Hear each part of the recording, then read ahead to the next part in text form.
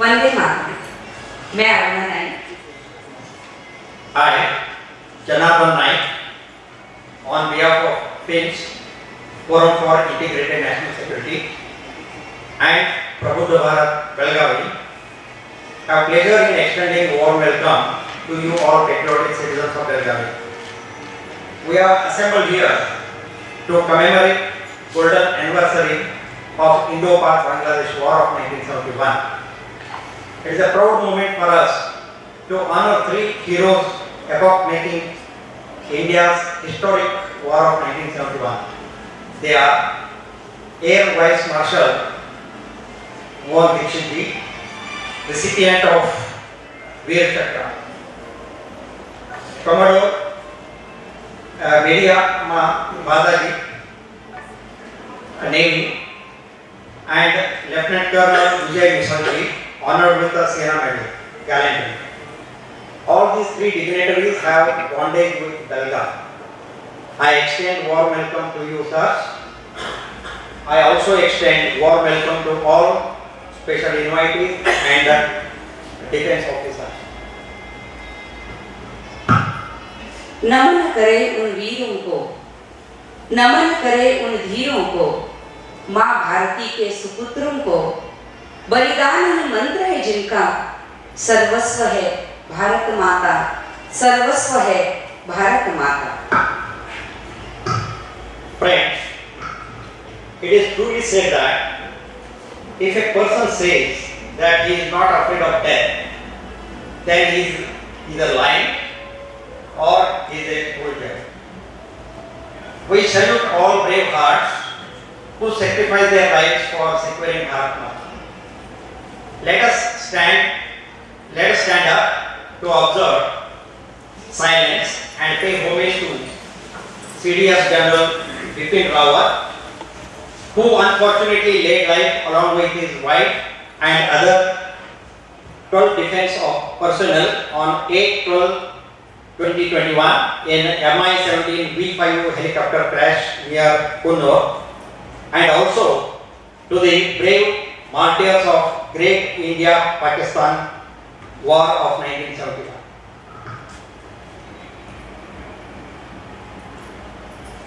ओम पूर्णमदः पूर्णमिदं पूर्णात् पूर्णमुदच्यते पूर्णस्य पूर्णमादाय पूर्णमेवावशिष्यते। ओम शांति शांति शांति। वंदे मातरम। सुजलां सुफलां मलयज शीतलां सस्य श्यामलां मातरम। वंदे मातरम। शुभ्रज्योत्स्ना पुलकितयामिनीं फुल्लकुसुमिता द्रुमदलशोभिनीं सुहासिनीं सुमधुरभाषिणीं सुखदां वरदां मातरम्। वंदे मातरम। वंदे मातरम। मातरम। भारत माता की जय। Good evening, patriotic citizens of Belgaum.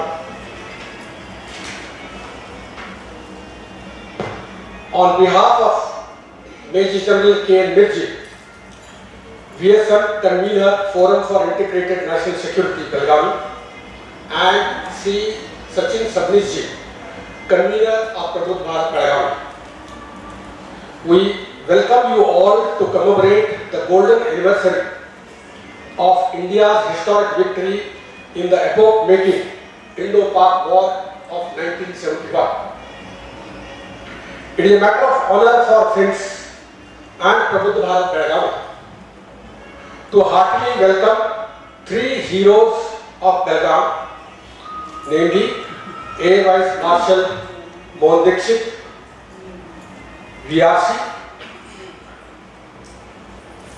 Commodore Medioma Bhada, Indian Navy, and Lieutenant Colonel Vijay Misa, Sena Medal, Maratha Light Infantry Center. We also heartily welcome respected Mrs. Dixit and Mrs. Misa.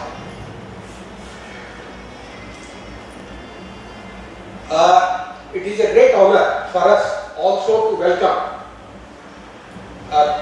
Colonel Srinivas, Commander, NCC Group, Belgavi, as well as Air Marshal Purandaresar.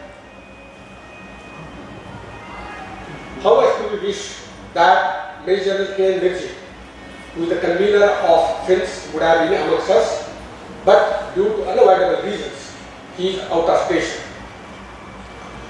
Forum for Integrated National Security was established in 2003 with its head office at Mumbai. Lieutenant General D.B. Shekhar, PVSM, AVSM, VSM from Maratha Light Infantry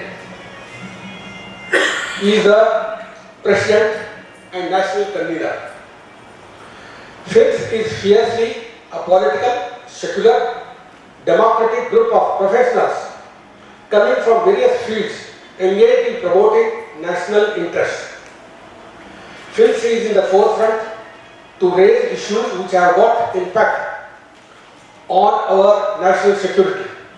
Its objectives are sensitizing the citizens about national security, providing clarity about citizens' responsibility towards national security, facilitating interaction between various stakeholders, to promote positivism, pride and passion towards idea of India.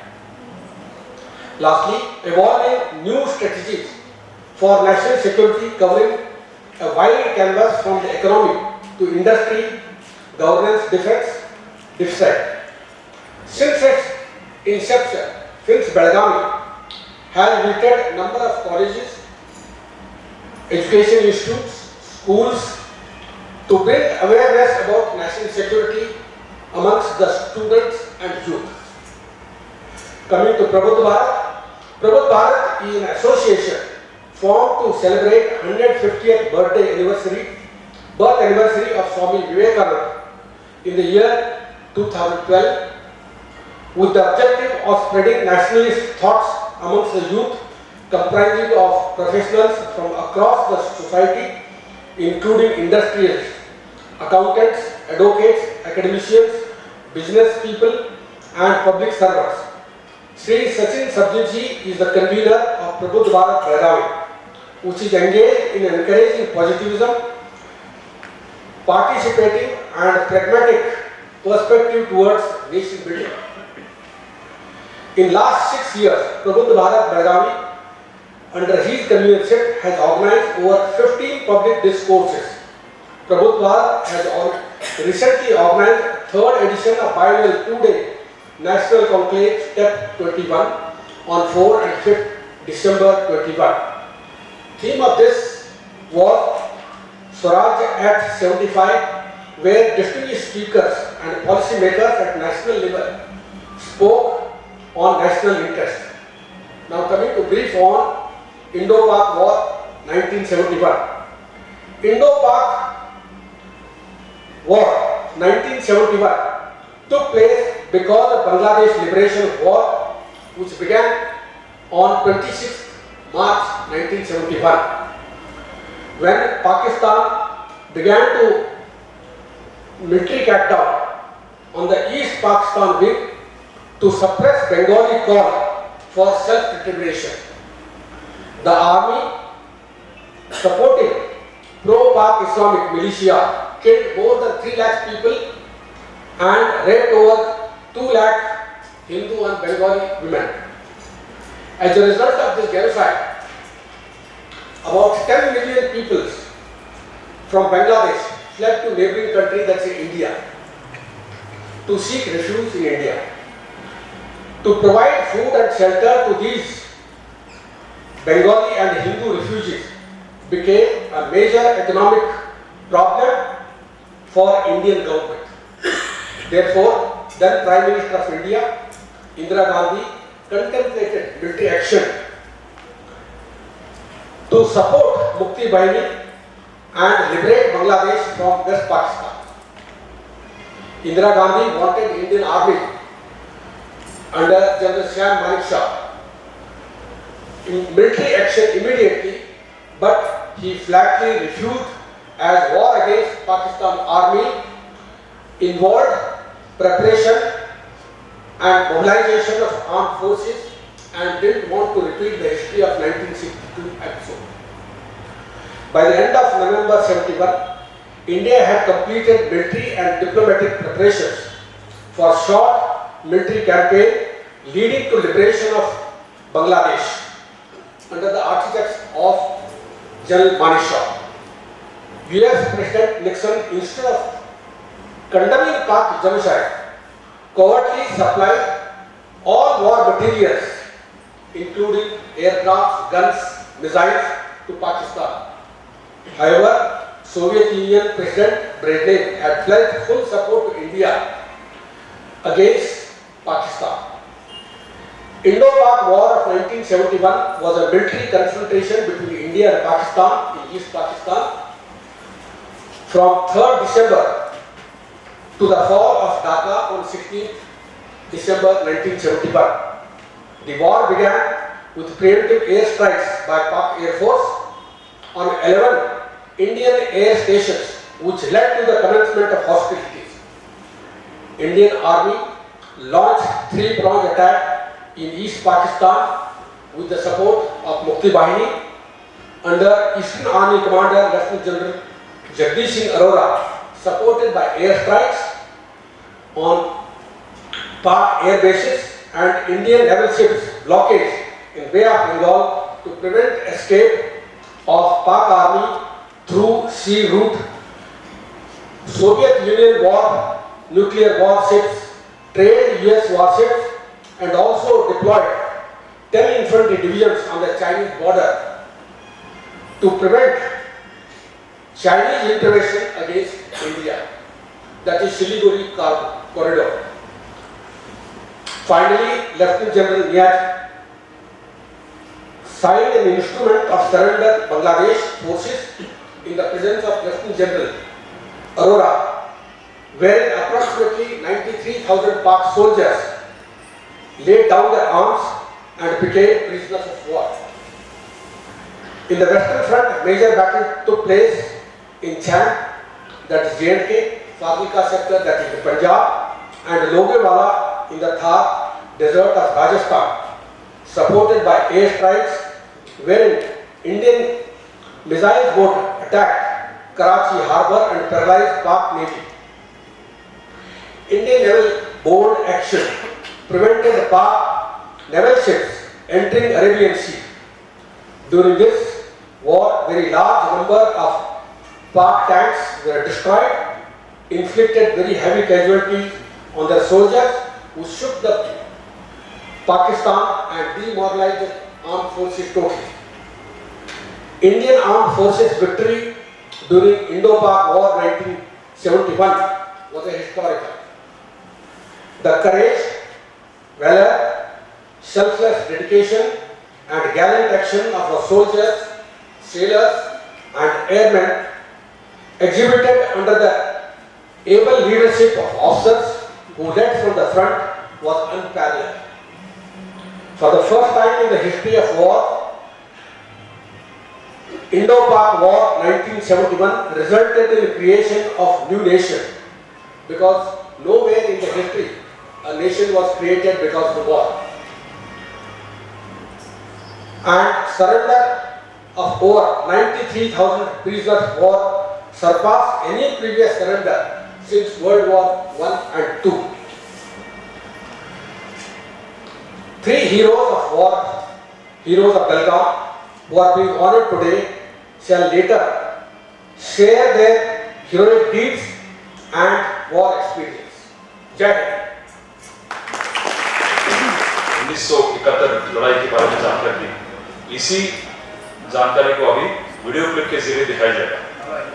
ये video 40 minute का था, उसको मैंने edit करके 20 minute का किया हुआ, जिसकी वजह से वो जो कमेंट्री है उसमें कुछ कंटिन्यूटी नहीं होगी, तो please bear with us. Thank you.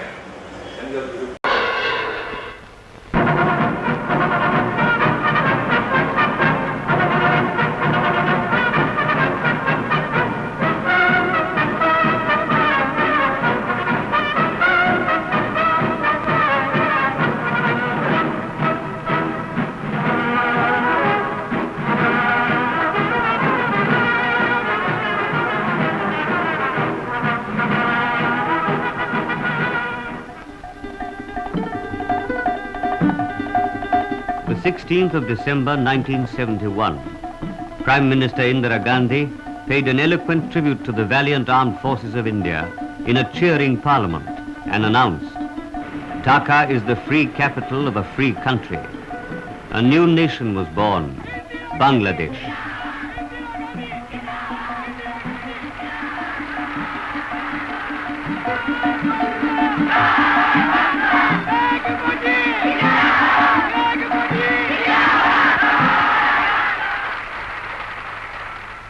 The birth of Bangladesh was a dream come true, freedom won by a brave people. Freedom from the colonial rule of West Pakistan's military junta. Freedom from economic exploitation. Freedom to govern and shape the future of their Sonar Bangla.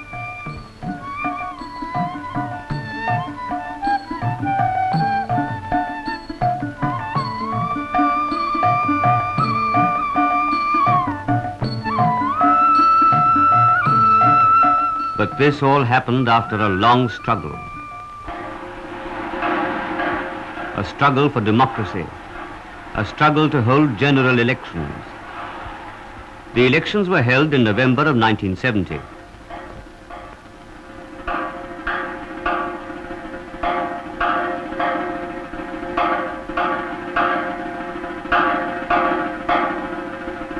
The Awami League, led by Sheikh Mujibur Rahman, won a landslide victory in the national and provincial assemblies. This was a severe setback to communal and religious parties on whom the Pakistani military government had depended. Even the results of the general election were not respected. This was a breach of confidence as far as the Bengali people were concerned.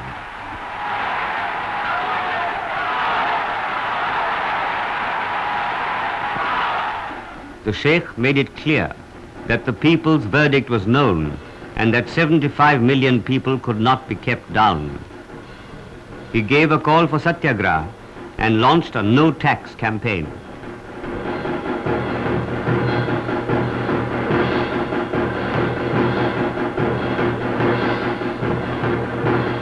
This enraged the Pakistani military dictators, and they sent General Tikka Khan to Dhaka to discipline the Bengali people.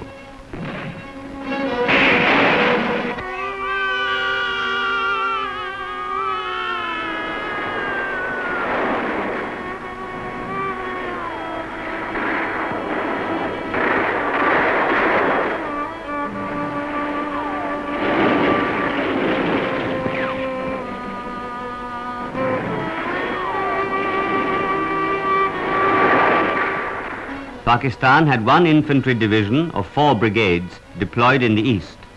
A further build-up was to continue till April to suppress the Bengalis.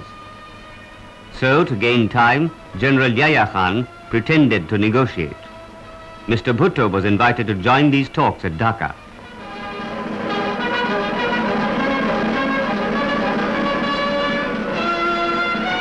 Sheikh Mujibur Rahman tried for a constitutional settlement, but the talks collapsed.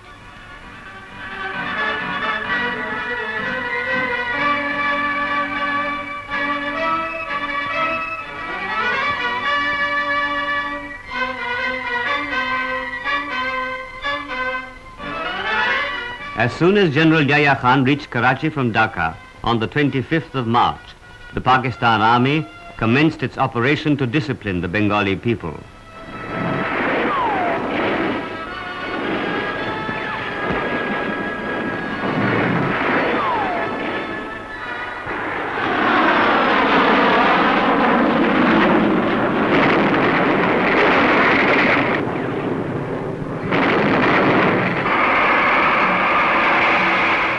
With no solution in sight, Sheikh Mujib took over the administration and proclaimed an independent Bangladesh.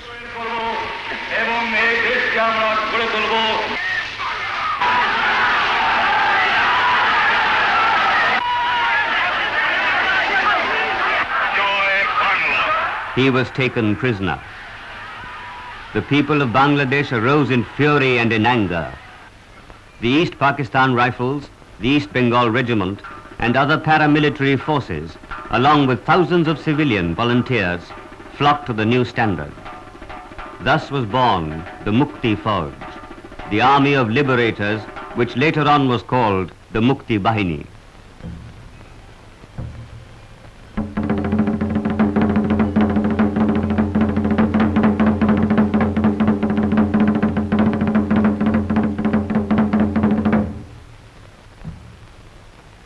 Slowly they learnt the handling of arms.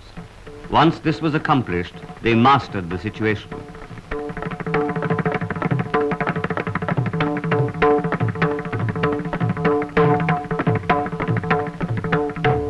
They started sinking ships and struck Chittagong and Mangla harbors several times. By the 15th of November, these ports were closed. Then they commenced attacking inland water transport at Barisal, Khulna, Chandpur, Narayanganj, and Golando Ghat.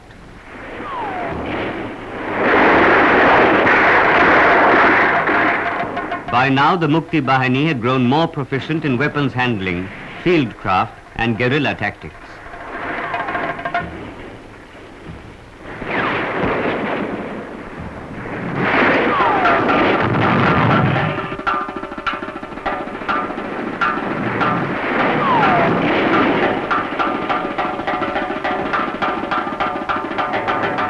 The Mukti Bahini's guerrilla activities in Dhaka and the other principal cities of Bangladesh drew worldwide attention. The frustrated Pakistani war machine tried to hoodwink the world with false propaganda. Their representative at the United Nations blamed India for trying to create a situation of famine and unrest in Bangladesh. But the fact was that Pakistan itself was creating such a situation. Millions of Bengalis fled from their homeland.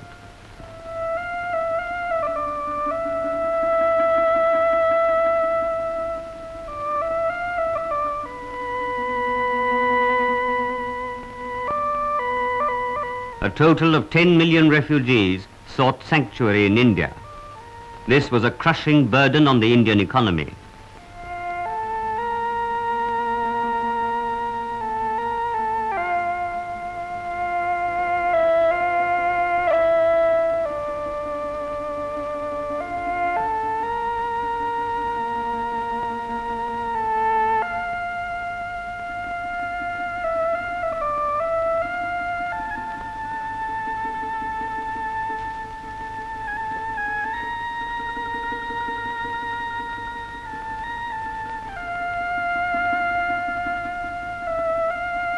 The monsoon added to their miseries.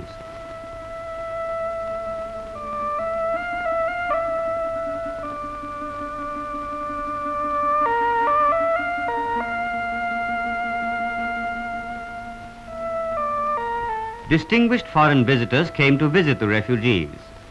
They heard endless tales of terror and barbarism perpetrated by the Pakistani overlords.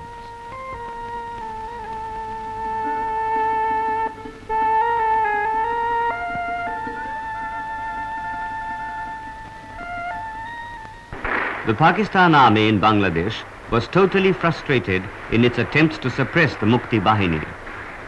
The Pakistanis tried to involve India in armed clashes and commenced shelling across the international border. Many innocent Indian villagers were killed.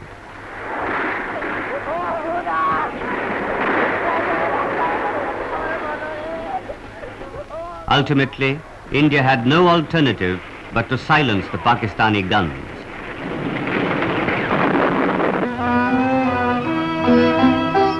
The Prime Minister, having earlier sent her senior colleagues abroad to explain the situation, in November of 1971, herself made a trip to Belgium, Austria, the United Kingdom, the United States of America, France and West Germany.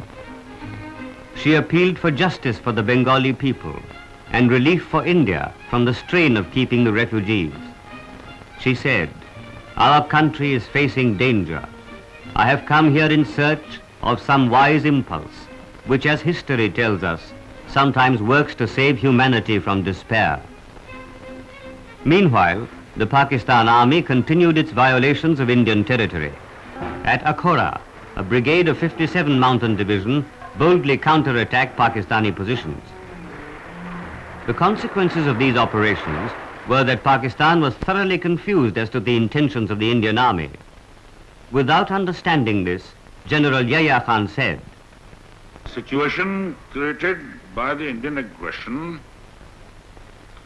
is leading the two countries to a point of no return. I would like to make it absolutely clear that we shall defend our honor. We shall defend our territorial integrity with all the forces at our command. Having created an unmanageable situation entirely through his own folly, General Yahya Khan was now about to pull the roof down on himself. Pakistani battle deployment was first observed in Poonch in August of 1971.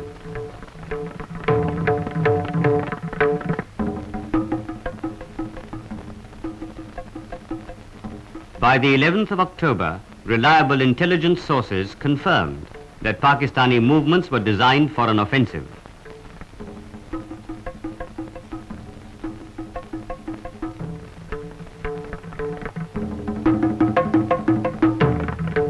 The Indian armed forces were ordered to deploy themselves defensively.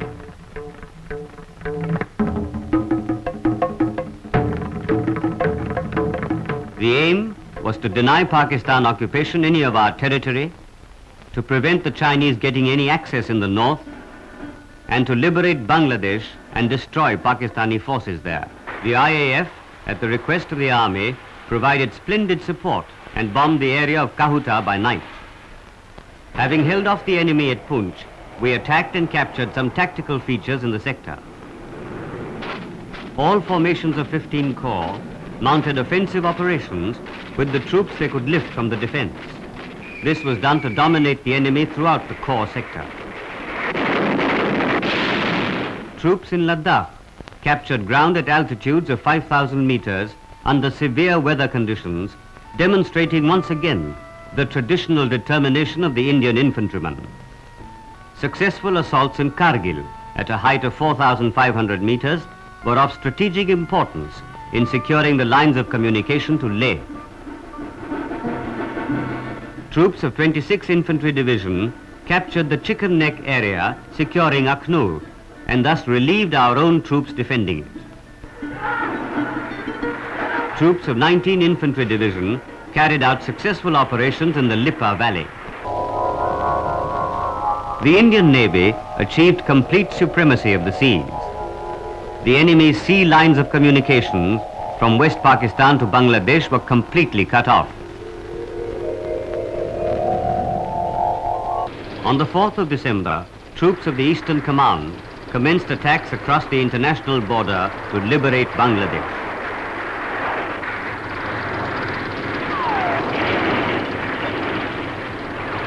By the 6th of December, the Prime Minister announced in Parliament to an excited House that India had recognized the government of Bangladesh.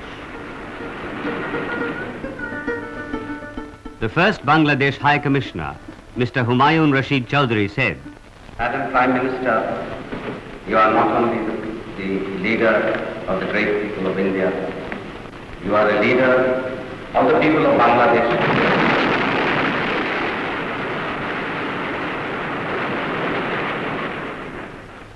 Prime Minister, you are not only a leader of the subcontinent, but you are the leader of mankind as such.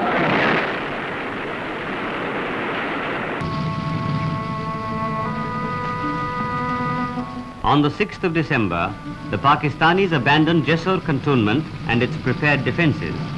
And on the 7th of December, troops of 9 Mountain Division entered Jessore, the first major city to fall.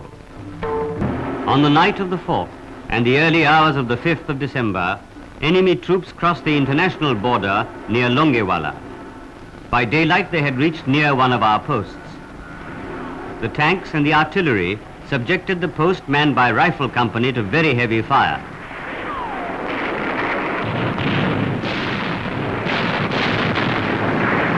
By 7:30 in the morning, Hunter fighter bombers of Western Air Command went into action, and they created real chaos for the enemy. They destroyed 40 enemy tanks.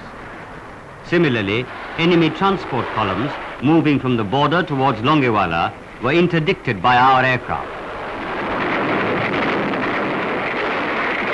By the 10th of December, 400 square kilometers of Pakistan territory had been captured by our forces.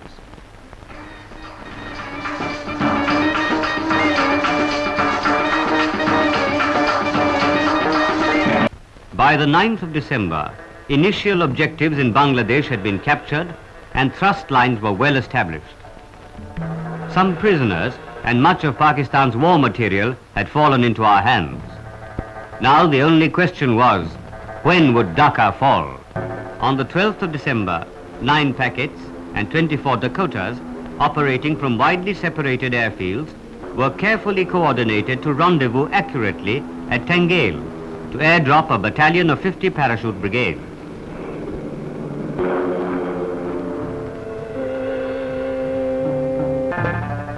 They joined the Mukti Bahini to speed up the advance on Dhaka. By the 14th of December, the airfield and the harbour of Chittagong and Cox's Bazar were put out of action. Thus, Bangladesh was now completely isolated by land, sea and air.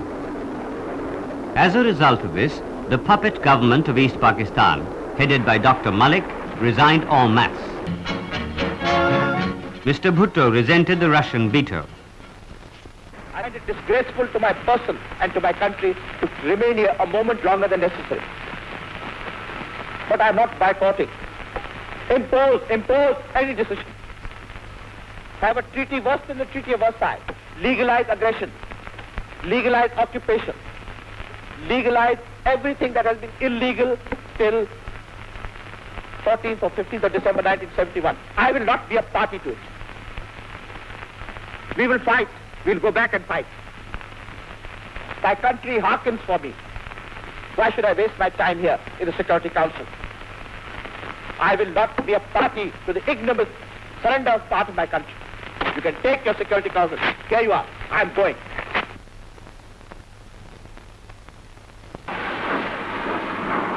On the 11th of December, the Chief of Army Staff called on Major General Rao Farman Ali to surrender and avoid further bloodshed.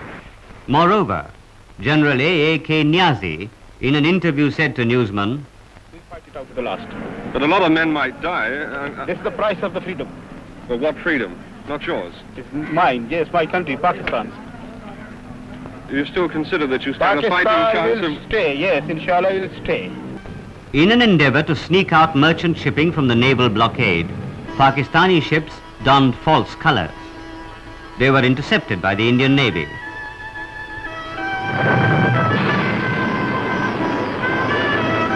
On the 13th of December, a third message from the Chief of Army Staff to General Rao Farman Ali was broadcast.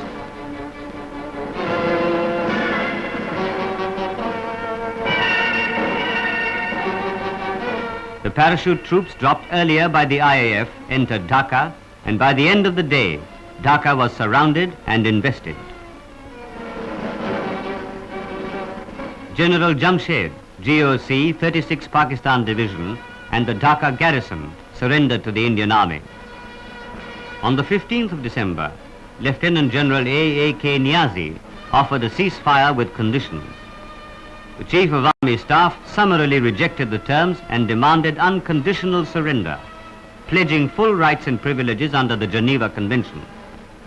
He said that the date would be the 16th of December 1971 and the time 900 hours. At 4 p.m. on the 16th of December 1971, Lieutenant General A.A.K. Niazi signed the instrument of surrender and placed himself and his troops under the command of Lieutenant General J.S. Arora, GOC in C, Eastern Command, who also held command of the Bangladesh forces. At the Dhaka golf course, the Dhaka garrison formally laid down their arms before Lieutenant General Sagat Singh, GOC 4 Corps. At Magura, Major General Ansari, GOC Pakistan 9 Division, surrendered himself and his command to Major General M.S. Brar, GOC 4 Mountain Division. At Khulna, a brigade of the Pakistan Army, which had held out until the ceasefire, finally surrendered to Major General Dalbir Singh, GOC 9 Mountain Division. Thus, the Indian Armed Forces brought the dictators to their knees and the Bengalis to freedom. The next day at the United Nations, Sardar Swaran Singh announced a unilateral ceasefire. We have repeatedly declared that India has no territorial ambition. Now as the Pakistani armed forces have surrendered in Bangladesh and Bangladesh is free, it is pointless in our view to continue the present conflict.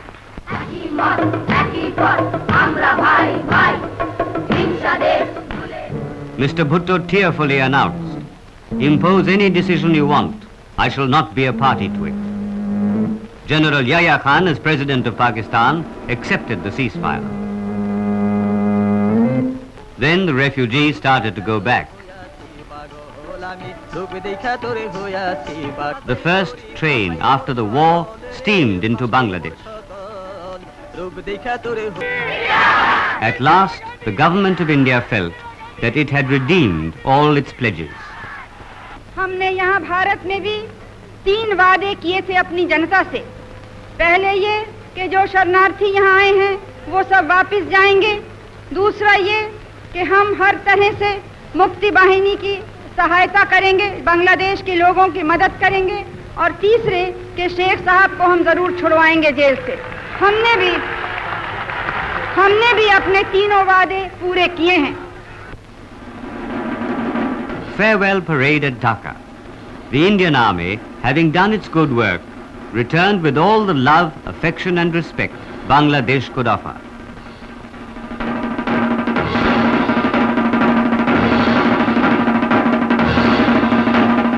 A new nation is born, Bangladesh, for which new chapters of heroism and bravery were written by the Indian Armed Forces.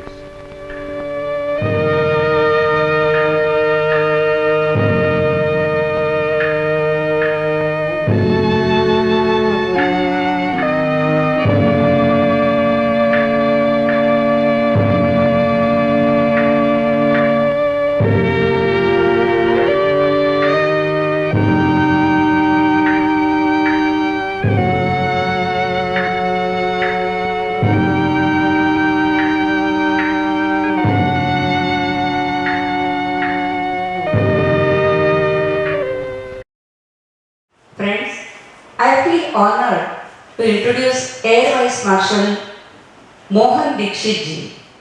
He was born in Simla on 28 April 1947.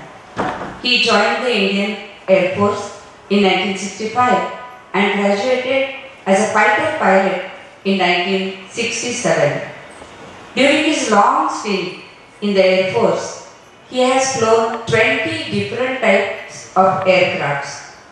He is a qualified flying instructor and fighter combat leader.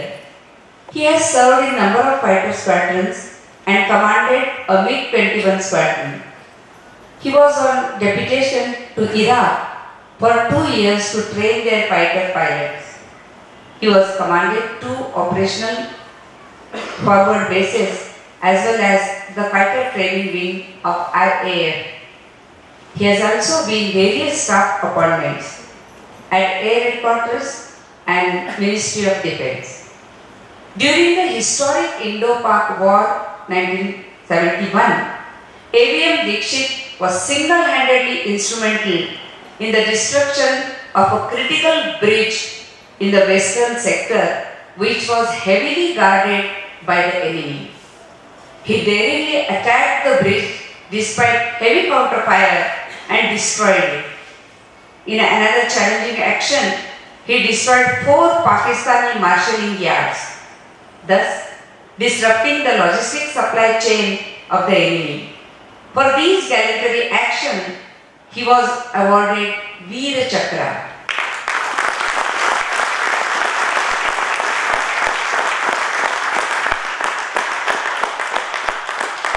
In 2003, while he was in Integrated Defence Staff, AVM Dixit took premature retirement.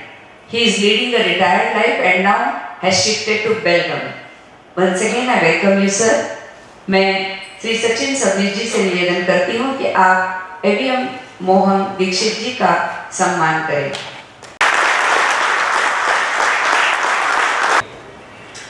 He is an alumnus of St. Paul's High School, Belgaum, 1956 batch.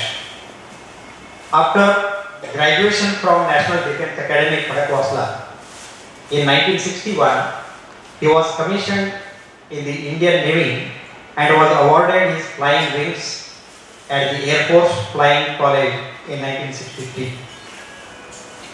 He was a fighter pilot in the Indian Navy Squadron INAS 300, qualified to fly from the deck of the aircraft carrier INS Vikrant both by day and night. He participated in 1971 Indo-Pak Bangladesh War and carried out attacks on Chittagong Harbour, Cox's Bazar Air Base and other targets. It is a matter of immense pride for all citizens of Belgaum that Commodore Badaji's brother, Colonel J.S. Bada, who also passed out from St. Paul's School, is a veteran of this historic war of 1971. Colonel J.S. Bada, a paratrooper, led the first ever para-drop operation of Indian Army at Tangel in Bangladesh, which resulted in the capture of Dhaka. During 35 years career in Navy, Commodore Badaji has commanded 2 Indian naval warships, INS Amini and INS Taragini. He was commanding officer of INAS 551, the Navy's jet training squadron. He served as the faculty of Defence Service Staff College, Wellington, Nilgiris. He was Director, Naval Air Staff, NHQ, New Delhi. He was Commanding Officer of Naval Air Station INS Garuda at Kochi and INS Kunjali at Mumbai. For some time, he was trustee of Mumbai Port Trust as a defence representative. After superannuation in 1994, he joined Mahindra & Mahindra Limited and held the post of General Manager Projects, Director Mahindra Air Services Limited, CEO Guest Line Hotels, etc. Subsequently, he started own business in facility management. Badaji is a keen golfer and an active member of Bombay Presidency Golf Club and the United Service Club. He also served as Secretary Royal Bombay Act Club. Presently, he is President of the Western India Golf Association. Now, he has settled down in Godrej Bar, Mumbai. Here, I present Commodore Medioma Badaji before you.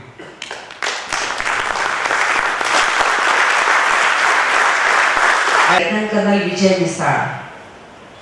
He is an alumnus of King George School, Belgaum, now known as Rashtriya Military School. He completed his graduation from Lingaraj College. He was commissioned into Maratha Light Infantry in April 1967 and joined the 8th Battalion Maratha Light Infantry. As a young smart officer of his battalion, he was selected to receive the colours for his unit from then President late Sri Zakir Hussain on 12 December 1968 at the centre here in Belgaum. During the Indo-Pak War of 1971, then Major Misal, who was commanding a company, was ordered to occupy a mountain top at a height of 10,000 feet in the Lipa Valley close to LOC, East Muzaffarabad, to cut off enemy's lines of communication.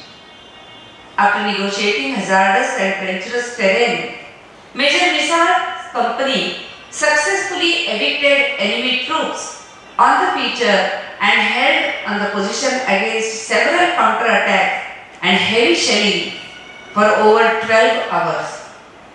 As a result of his astute leadership and determination, the post continued to be held till the ceasefire on 16 December 1971 and till date provides significant practical advantage to India in that sector.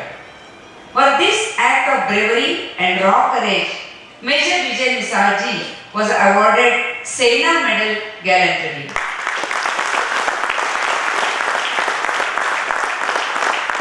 Thereafter, he held many instructional and staff assignments, including instructor in High Altitude Warfare School, staff officer in Indian Peacekeeping Force, Sri Lanka, in Army Headquarters and Divisional Headquarters. He commanded an NCC battalion from 1993 to 1997. Now, after retirement, he is happily settled down at Belgaum. Colonel Madhukar Kadam ji से निवेदन करती हूँ कि आप lieutenant colonel विजय मिसाल जी का सम्मान करें।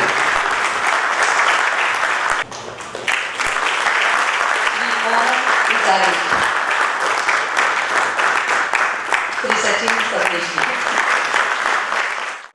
I request Air Vice Marshal Mohan Dixit ji to share his memorable moments of war. At that time, I was in number 7 Squadron Air Force, which had Hunter aircraft. This was a single-seater fighter designed to carry out both air defense as well as ground attack roles. However, during the war, we were utilized only for ground attack roles. Incidentally, this is the same squadron called Battle Axis, which had carried out the precision strike at Balakot in 2019 using Mirage aircraft. Even during Kargil operations, this squadron played a major role. I am very proud to have been member of this illustrious squadron. The strength of our pilots in our squadron was 20, including the commanding officer. I was only 24 years old with 4 years of service and held flying officer's rank. 50% of the squadron pilots were of the similar age group as me. So you can see that we were a squadron with a lot of young blood and high spirits. We were located at Bagdogra airfield, which is fairly close to Bangladesh border. From March, April 71, the situation in East Pakistan had become very bad due to this genocide by Pakistan Army against the Bengali and Hindu citizens. As a result, large number of refugees had started crossing over into the neighboring state of India. Siliguri town is about 10 kilometers from Bagdogra, and during our weekly visits, we came across many of these refugees from Bangladesh. Hearing the stories of atrocities inflicted on them had a very lasting impact on our young minds. From May 71 onwards, we were many times put on alert because of increased air activity in northern parts of East Pakistan. We were tasked to carry out regular armed patrols along the border. By then we knew that war was imminent and the squadrons were told to enhance their operational preparedness. This waiting period from May onwards appeared to be very long to us, and we were eagerly waiting to get into some action. Finally, the long wait ended on 3rd December evening when the Pakistan attacked 11 of our bases along the western sector and the war was declared. We had to wait till the next morning because Hunter aircraft was not designed to carry out attacks during the night. On 4th December, which was the first day of our operations, we were allotted targets along the north and northwestern parts of East Pakistan. The objective was to destroy their army concentration areas as well as cripple their supply lines. I will refer to it as East Pakistan because that is what it was till they were liberated. Initially, the strikes were carried out with 4 aircraft formations. Subsequently, we did 2 aircraft missions also. At the outset, I want to clarify that when I talk about the missions carried out, I will only refer talking about those missions in which I was personally involved. It will not be possible for me to talk about all the missions that were carried out by our squad. In the morning of 4th December, we launched airstrikes over Shipganj, Saidpur and Sirajganj area. I flew 3 missions on the very first day, which was a life-changing experience for me. As I was preparing for the first missions in the war, there was a lot of excitement and a bit of anxiety also. The moment my aircraft engine started up and drove to life, all that anxiety vanished. I was in a 4 aircraft mission to carry out attack on troop concentration near Saidpur, followed by rocket attacks on a nearby marshalling yard. We caused heavy damage to both these targets. We still had some gun ammunition left, which we fired on a fuel dump close to that area. Effect of high explosive ammunition on fuel dumps was something we had only seen in movies till then. My second mission for the day was to attack a ferry at Brahmaputra river near a place called Sirajganj, which is about 100 kilometers north of Dhaka. We carried out 4 aircraft mission strike carrying rockets and guns. First, we carried out 2 attacks with rockets on the steamers and carried out 2 big steamers which were supposed to be carrying army equipment. After this, we went towards a railway siding on the nearby jetty, which had a goods train, and the attack on this train resulted in fair amount of damage to it. All the strikes in the second wave were successful and we returned back safely, except for a 2 aircraft mission. This was led by Squadron Leader Gupta with Flight Lieutenant De Costa as his wingman. They had gone to attack army targets south of Lal Marir Haq and Rangpur area. While attacking an army train at Rangpur station, both the aircraft came under heavy ground fire. Flight Lieutenant De Costa was badly injured and managed to fly across his aircraft into Indian territory, after which he crashed and died. Squadron Gupta came back over the base, but he had to eject out because his badly crippled aircraft was uncontrollable in landing configuration. That was 1 pilot and 2 aircraft lost in the first few hours of the operation. By this time, I had already finished 2 missions. My flight commander, Squadron Allen, called me and said, "We are going for a strike in the same area which caused loss of a pilot and 2 aircraft from our squadron." Our primary target was a rail road bridge over Teesta River, which was the main link for connecting northern parts of East Pakistan. We were carrying a total of 4,000-pound bombs, which we dropped on the bridge, destroying its southern part totally. The bridge was out of action for a pretty long time. After attacking the bridge, we went towards Rangpur railway station and spotted the Pakistan Army's ammunition train, which was our secondary target. This was the same area where the heavy ground fire was reported by Squadron Gupta. Both our aircraft had 600 rounds each of guns ammunition. We carried out a steep attack and fired all the rounds in one pass, starting from the engine and going right down to the last wagon. The firepower of Hunter aircraft's 4 guns using 30mm high explosive ammunition was deadly. You could see the wagons full of ammunition exploding one by one and getting blown off the rails. It was very satisfying for us to avenge our colleague's death in this manner within few hours of his death. In the process, we also experienced small arms fire and had few holes in our wings. No critical part was damaged, so we managed to come back to our base and land safely. This was the first day of war, and I had already flown 3 missions into East Pakistan. I felt very proud as a youngster. On 5th December, my mission was a 2-aircraft strike at Bogra Marshalling Yard, which is about 150 kilometers north of Dhaka. We attacked a train carrying petroleum tankers, causing heavy damage to it. After this attack, we went towards our secondary target, 50 kilometers west of Bogra. This target was a goods train carrying army supplies near Navam. Part of this train we managed to destroy. By 12 o'clock on 5th December, our squadron was told to stop flying and prepare to move to western sector. Apparently, it was felt by the headquarters that the requirement in western sector was much more and we should be redeployed there. Transport aircraft came at night to take a ground staff and support equipment. Loading continued throughout the night and we were ready to move by next morning. On 6th December, we flew a total of 16 aircraft to Hindon base near Ghaziabad. We were told to wait for further orders. 2 aircraft that we had lost on the first day were replaced from the war reserves.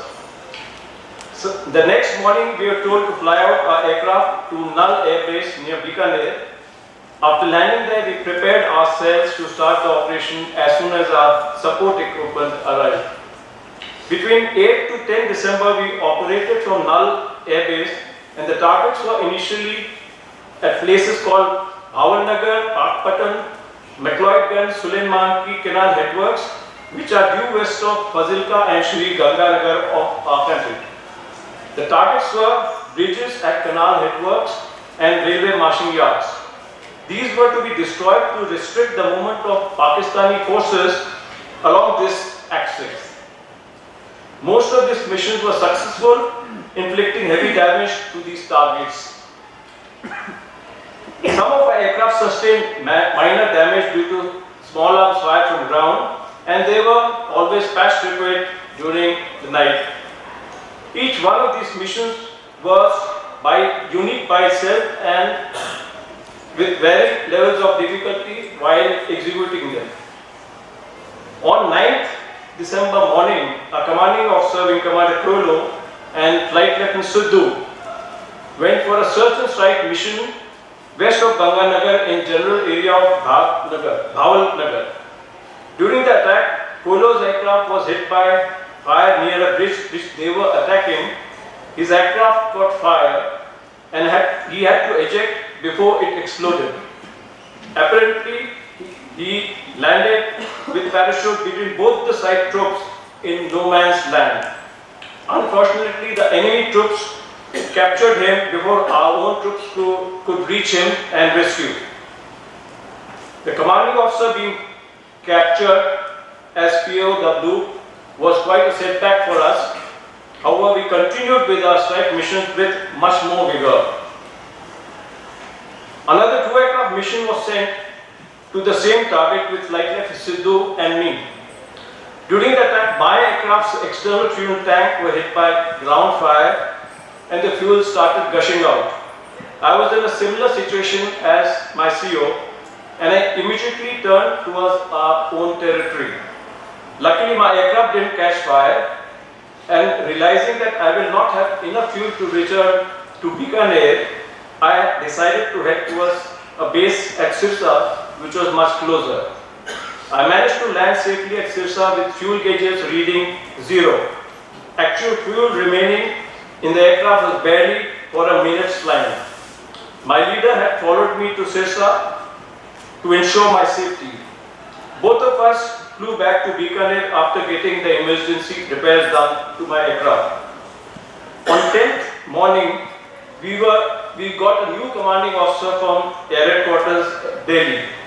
During the day, we carried out strikes at forts at Nawapur, Bijnor and Fort Abbas.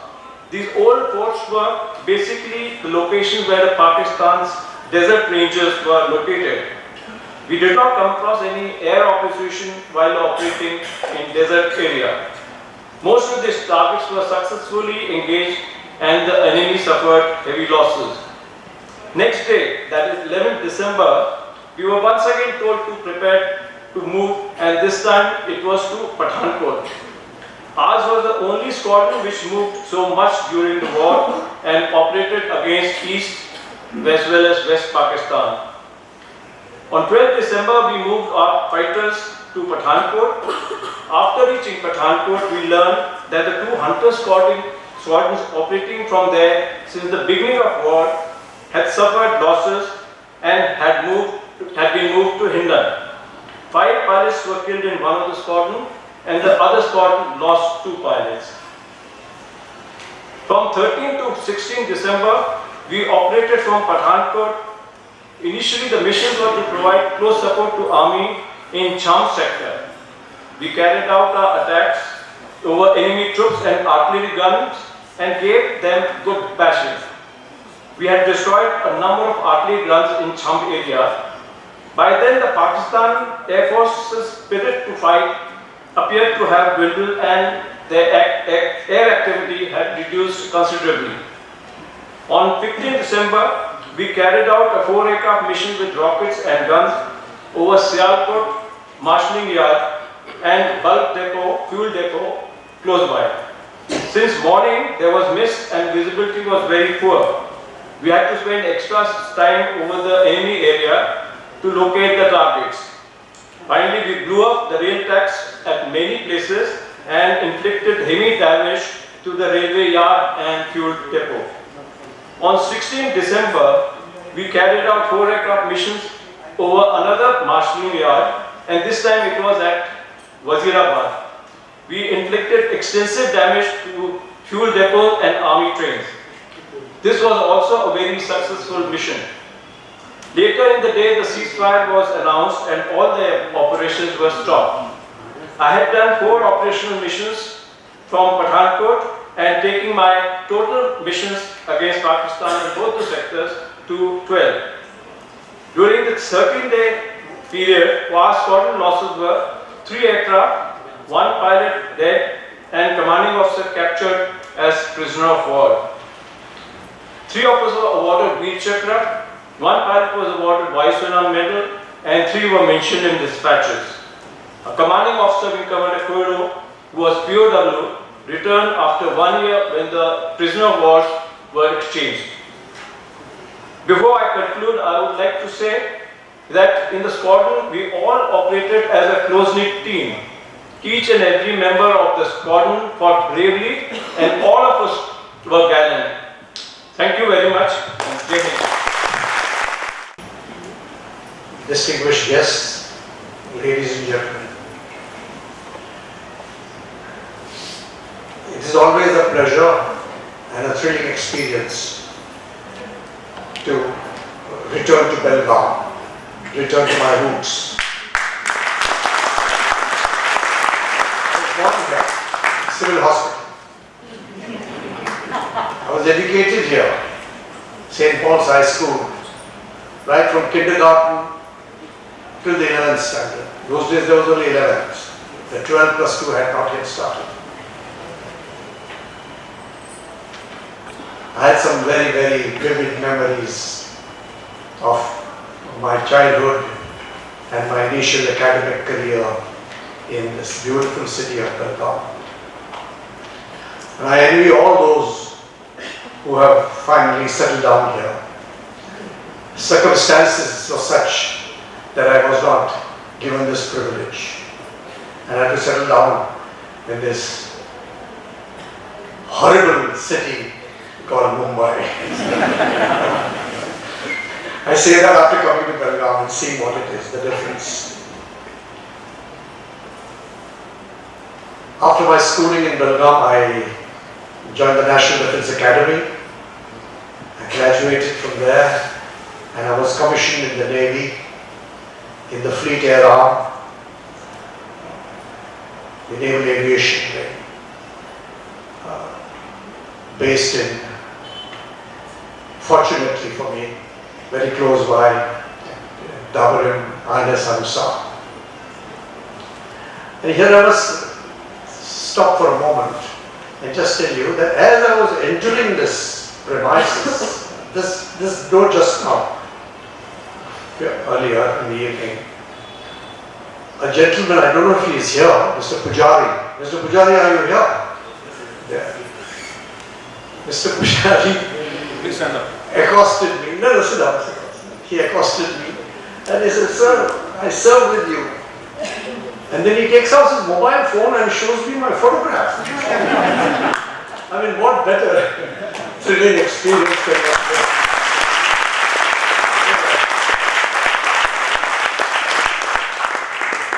I don't know, some of you in the mid-60s and late 60s, if you were ever subjected to a very noisy, low-flying aircraft over the city of Belgaum, the culprit stands before you in apology for having created that nuisance.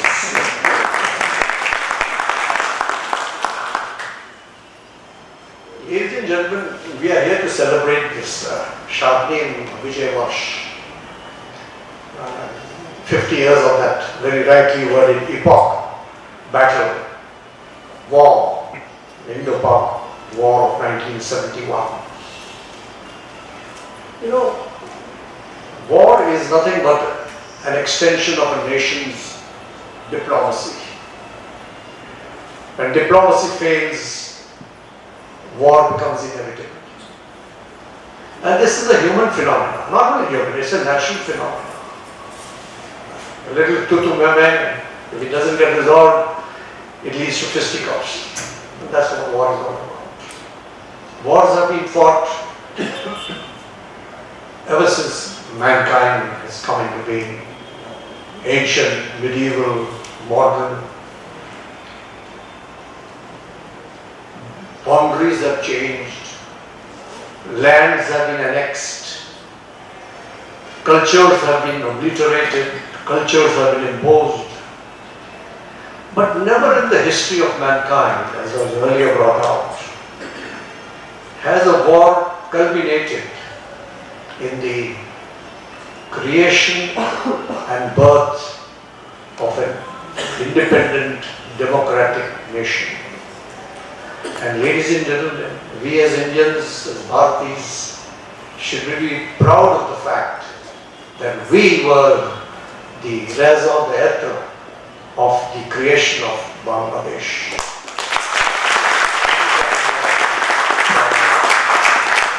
War, this particular war was only an instrument that led to the formation of this nation.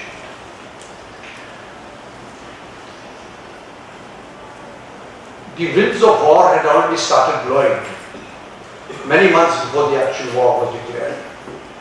I remember in the month of June 1971, I was down here with my wife for her delivery of our first child.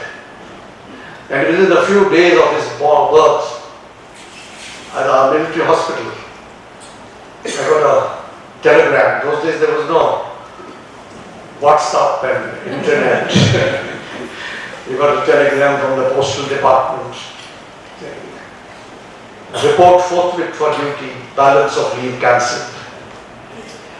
And sure enough, within a few days of my reporting back to my base in Goa, the squadron embarked on the aircraft carrier INS Vikrant along with her air elements, and we sailed for the east coast. And we continue to do a very structured workup in preparation for the war, which was on the horizon. And if some of you will maybe knowing, that is when Pakistan sent their submarine Ghazi, whose aim was the shortest ever, destroy Vikrant. She apparently was trying to chase us all over the Bay of Bengal and the Andaman Islands, but unfortunately she met her Waterloo just outside the Vizag harbour. Now what she was doing outside Vizag harbour is all conjecture. On the 3rd and 4th night of December, as you have just been told, the war was declared, and early morning of the 4th December, INS Vikrant launched the first wave of Seahawk aircraft, of which I was fortunate to be a part of.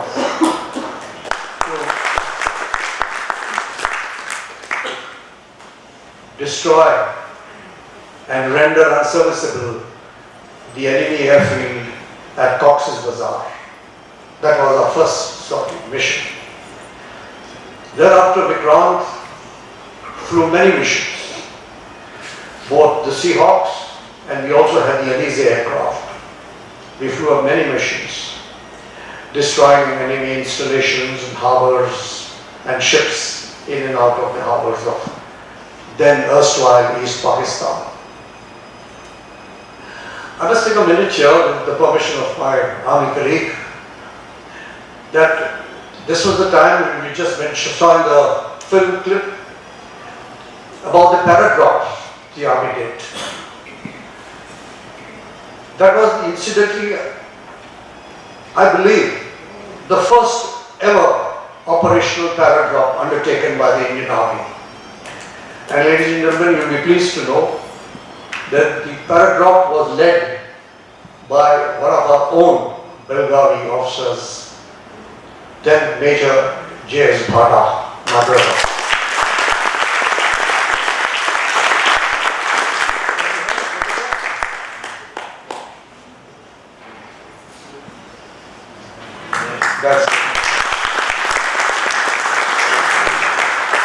He incidentally also commanded the Republic Day parade, the most prestigious parade in India, on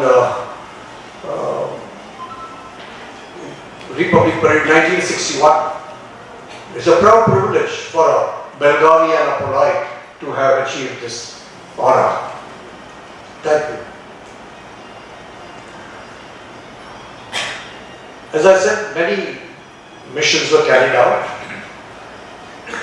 Another important aspect which was covered in the clip was the declaration of contraband control by the government of India, which means that no ship was allowed to enter or leave that area of operations which covered the coast of erstwhile East Bengal. It is because of INS Vikrant's integral air that we were able to keep that large area of the ocean under surveillance. And many ships tried to make their way out. Very few tried to come in. But there were many ships who tried to make their way out, merchant ships, which were stopped. And you'll be surprised, they were full of Pakistani soldiers hiding in the holds at the bottom of the ship, trying to make their escape from East Pakistan. And a large number of these 93,000 POWs that were caught were all who were trying to escape from East Pakistan. Most of them were trying to escape from East Pakistan. The ships were boarded, ships were inspected by our naval teams, and if found anything contraband, they were escorted, they were impounded and escorted to Diamond Harbour, Calcutta, and from there the POWs were taken down. Finally, ladies and gentlemen, as you know, the instrument of surrender was signed, the war came to an end, a new nation was born, and we all returned home victorious. I'd like to take a minute here to talk about my affiliation to INS Vikrant, having spent many years there, and which my friend Admiral Purandare knows, who is sitting here with me, and I'm very proud to see him. I'm pleased to see him here this evening, who incidentally has now settled down in Gurgaon. That INS Vikrant was unfortunately scrapped and sold by weight in the scrapyard. Out of very sentimental reasons, I acquired some of that scrap material and I built a small memorial for her, which is now located in a very prestigious heritage precinct of the Kala Ghoda in Bombay. I'd like to show you this short clip, with your permission, a short clip on my time with Vikrant and this. I am Commodore Bhada. I have put in 32 years of service before I retired. During the 32 years of my service career, I have spent most of my time in the aviation cadre. I was on board INS Vikrant as part of the 300 Squadron. I was fortunate to participate in the 1971 operations. If I had to explain the philosophy of Vikrant, she was like a mother to us. Air Force is there to show the air power on land, but INS Vikrant showed the country's air power at sea. First thing you must know about carrier operation is entirely different to normal operations from a shore. You don't have a runway. You are actually thrown out of the aircraft carrier. It is after you're thrown out that you catch hold of the control column and you start flying. And coming back to land on it. You don't have a big runway to land on. It's a small ship, just a few feet in length, few feet in width, with one yellow line and 4 wires across the deck. And you got a hook.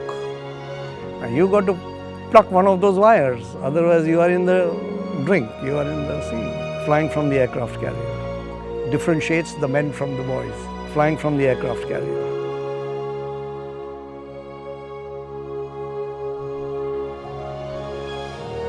In this excited atmosphere of a catapult takeoff and an arrestor landing, you have now superimposed the scenario of war on it. You have been briefed to go into enemy territory.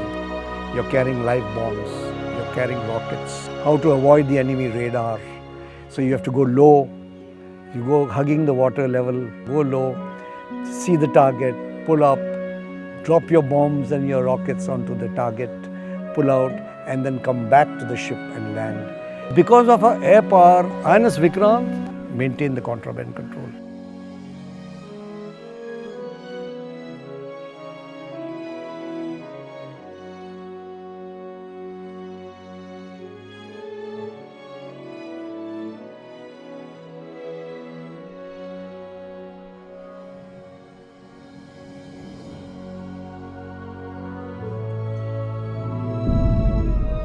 Finally, when the verdict was given that Vikrant has to go to the scrap yard and that she should be put under the hammer and sold to the highest bidder, it was a very touching moment for us. Very happy that in a small way, I have kept, on behalf of all my colleagues, keep her memory going by having this little memorial, which I hope will remind people of this great iconic vessel called INS Vikrant.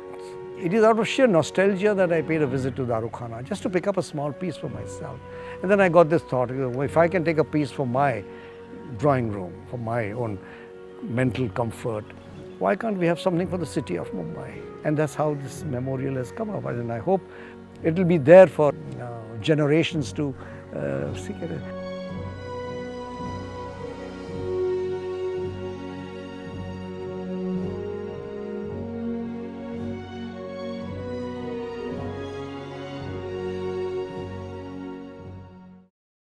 Thank you, ladies and gentlemen. I'm sorry if I have exceeded my time, but I thought this was essential that he... Thank you, sir. Thank you. I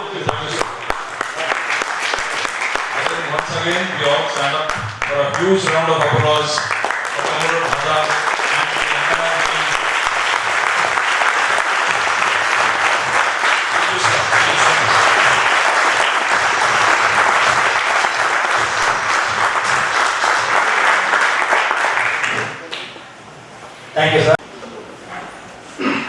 Good evening, ladies and gentlemen. At the outset, I would like to thank the organizing committee for having honored us on this 50 years of Victory Day of Indo-Pak War 1971. Thank you, sir. Now, coming on to my war experience. I was commissioned into the Maratha Light Infantry on 23rd April 1967, and I was awarded the 8th Maratha Light Infantry Battalion. After spending 2 years of peace tenure in Belgaum and Madukkarai, you must be wondering why 2 stations. In fact, during 69, infantry school from Ho was being shifted to Belgaum and we had to move to Madukkarai. So after spending 2 years of peace tenure, we had to move to J&K field area at Gulmarg sector. At Gulmarg, our battalion was deployed on Gulmarg heights ranging from 10 to 12,000 feet, and our defences were well fortified and well stacked with ammunition and dry rations, and we were well prepared for the war. So on 3rd of December 1971, Pakistani jets preempted airstrikes on 11 air bases, and thus the war started. In the Lipa Valley sector, 9 battalion of 6th regiment had captured quite a few tickets of the Pakistani and a large number of Pakistani territory. Therefore, to augment their strength, 2 battalions of our battalion were ordered to move to Lipa Valley sector, that is Alpha and Delta Company. So I was commanding Alpha Company and Delta Company was being commanded by Colonel B.A. Patil.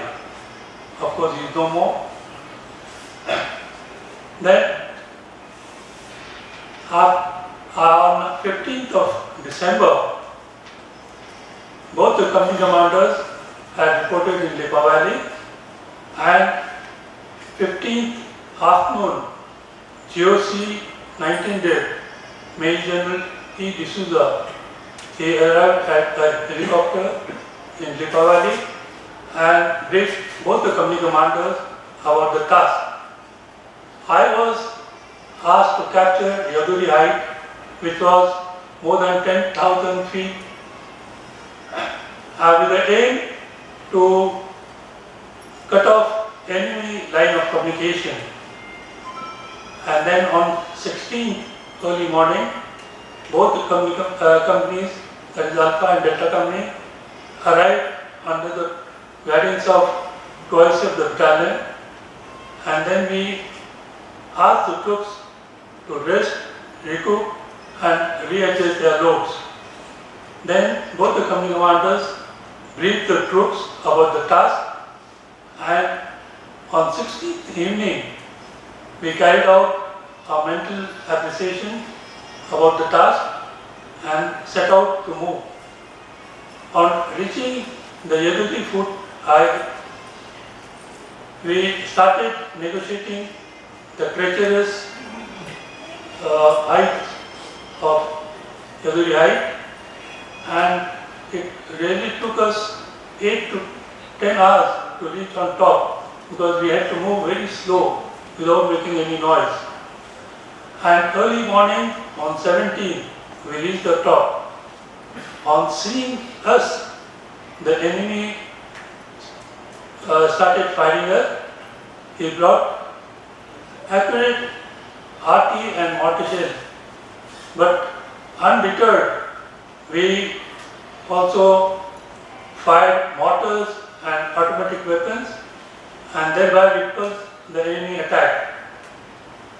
Enemy's morale was quite low, so they got scared, left the picket and ran away, and thereby we held on to the position for more than 12 hours, thereby gaining tactical advantage after the ceasefire, and this position was in our position after the ceasefire. For this act of gallantry, I was awarded Sena Medal.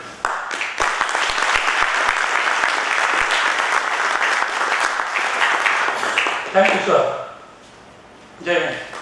Very distinguished dignitaries, war veterans, war heroes on the dais, Air Vice Marshal Mohan Dikshit ji, Commodore Bada ji, Lieutenant Colonel Visar ji, our very senior guide Shri Izare ji, a lot of patriotic citizens of Belgavi.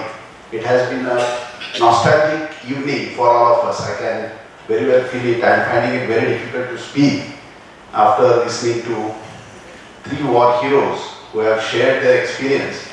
As I was sitting there, I was trying to connect, how I can connect with them, because I was born in year 1972. But then I still found 2 connections. I come from an armed forces background, so my father was in Indian Air Force, so he participated in 62, 65, 71 war. My 2 uncles served in army, and I had one relative who was lost in action. He was the son of Belgaum Flight Lieutenant Shrikant Mahajan. He was flying a Canberra and he never returned from the mission in 1971. Though he was declared as a person missing in action because his mother, she survived pretty long, about 6 years back she died, but she waited for her son because they kept on saying that he's been held as a prisoner of war.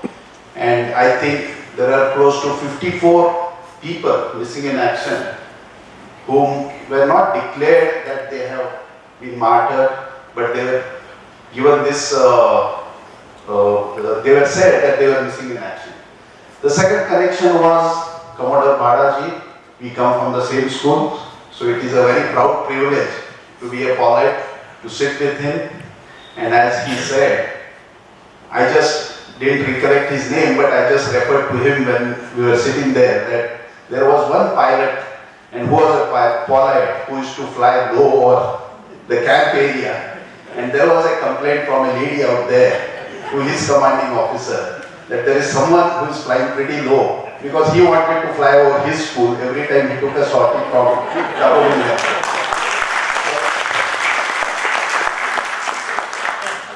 It was really nostalgic to listen to Air Vice Marshal Dikshit ji and then Bada ji, Puri ji with INS Kukri. Most of us, since I was not there in 1971, I always had an habit of going through and reading through a lot of things, and even Lieutenant Colonel Visar, they kept on saying that it is, you did a nice thing by having this program, but sir, it is our privilege that all 3 of you are here and a lot of war veterans are here. It is our privilege that we could organize such kind of a program and we could spend this beautiful evening with all of you and listen to what you had to say. It was a great experience listening to you. We felt that we were there. I just cannot imagine, maybe each one of us when we go back home, today night we are surely going to think or go back and think about those war heroes, how they fought, how they did their duty towards the nation.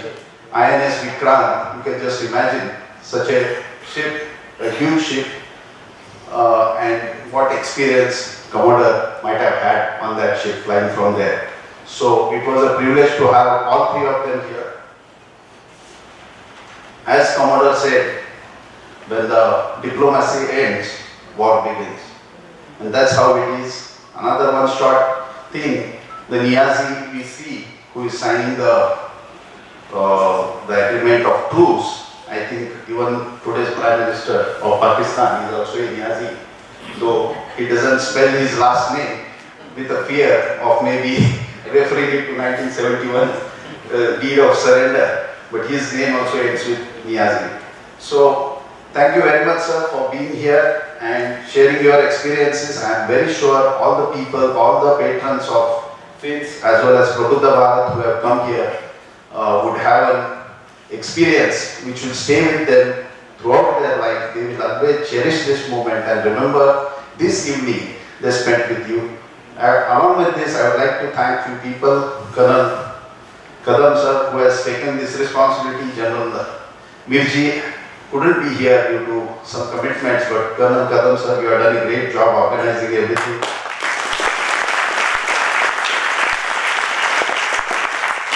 Colonel Zadav is there, who is been a guide and philosopher with FINS. He is doing a great job.